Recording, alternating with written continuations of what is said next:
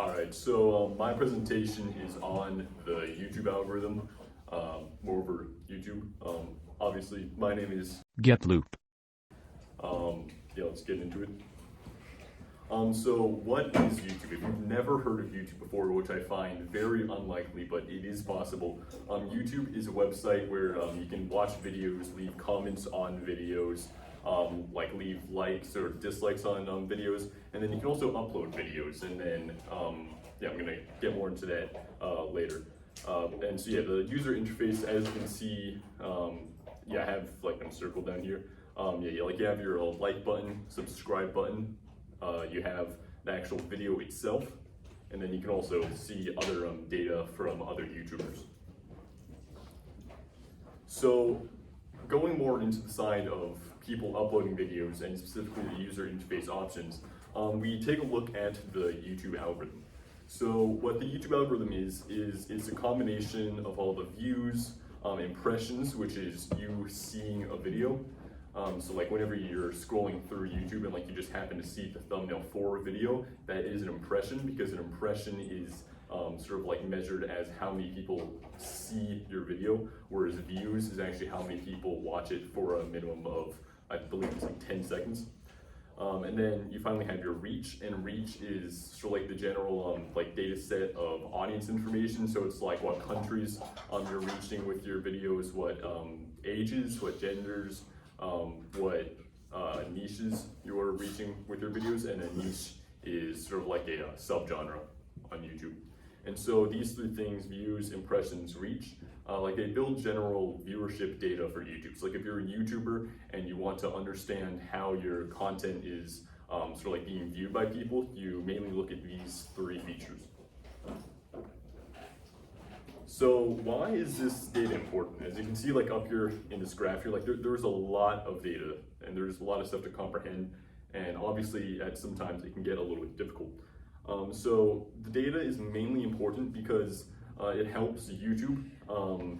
Yeah, it helps YouTube users, but also YouTube the app, suggest better things for viewers. So like if you like watching, say, Fortnite content, then all this data will get sort of compiled together, and YouTube will be able to suggest you Fortnite content.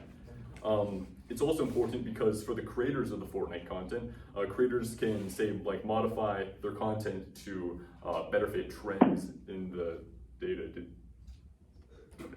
Yeah, it can better fit trends in the data. So like if there's like a big trend of a specific Fortnite event, then like all the viewership data of the certain event will get pushed to viewers. So like as you see things get popular videos are seen because the data is, and the algorithm is fit to the data. And then finally, creators can use the data up here in this graph to like better understand how their viewers watch videos and how to make better content for their videos. And so for this presentation, I decided to interview a YouTuber and sort of like ask some questions about yeah, data and how he uses it. So we're gonna listen to. And do you spend any time looking into like tags or descriptions of other videos to like sort of see how it compares to your videos? Oh, all the time. I actually, there's programs you can get for, it looks like browser extensions. And it helps you find like tags that are, they have like a rating. Like there's tags with like a rating. So like if a tag has like a set, like the highest is 100 and the lowest is 0. And usually they're like, the lowest will get is like 30 and like the highest will be like 70, and they'll be like decimals, so it'll be like 70 point something, right? Like what do you like sort of like attribute the score to being? Like just like the video will perform better because of those tags? Yeah, because tags are really important. Like, you should throw in some kind of quote unquote trendy ones. It's actually like, it's probably the like second most important part of a video besides like the title and the thumbnail. So I guess the third most important part.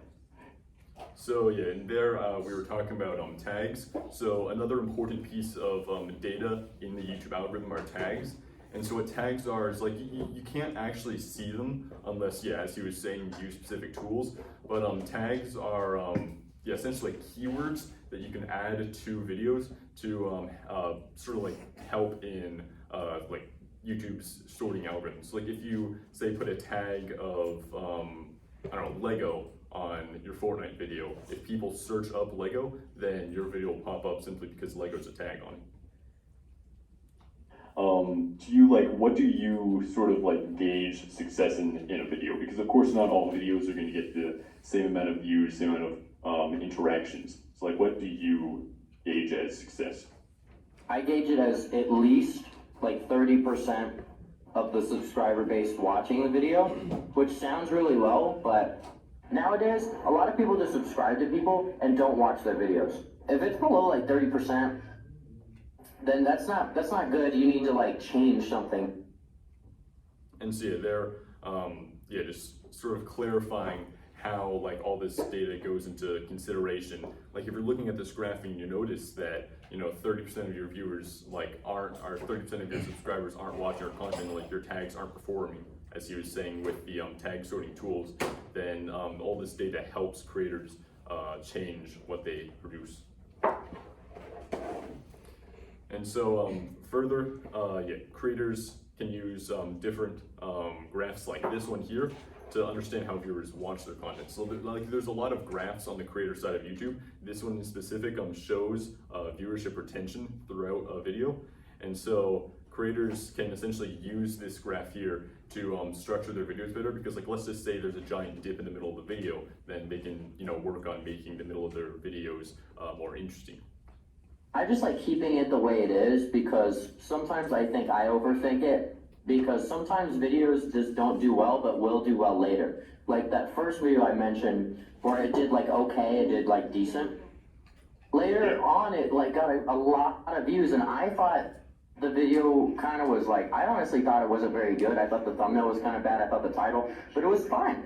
So honestly, but changing like thumbnails, that is a strategy. Like some people actually will go back maybe like a month after they post like a video that did well, and they'll alter the thumbnail a little bit. So people that watched it before, if they get it re-recommended to them, they'll re-click it thinking it's a different video. And a lot of people will just stay and re-watch the video because they're bored or something. And so that's another piece of understanding viewership data. Like YouTubers have the ability to change stuff about their video after their video. So like by looking at these graphs, if they notice that something can be changed, oftentimes they can go back and change it to help their videos do better. And finally, the data that they give you really influences like basically everything, because that's like if you didn't do that, you wouldn't really be able to get anywhere, because like you have to kind of like learn how to everything's formatted. You gotta learn how to format things properly, or like it won't be appealing to like a wider audience. And that's just like sort of summarizing why the data itself is important. And so just to wrap up the presentation, understanding algorithms and stuff and understanding how to work with data, it is very important, because like this day and maybe 10 years ago, like sort of when computers were becoming more mainstream, it became known as like the information age. So nowadays a lot of jobs like statistics, development, and research jobs are all becoming very important in workplaces, understanding data, even working with Excel spreadsheets. It's all becoming really important and key to getting jobs. And so thanks. And any questions? One last thing on the slide that was said at the end of the interview. Can I say one more thing for your presentation? Please give this man an A, please, I'm begging. Please give this man an A on his final.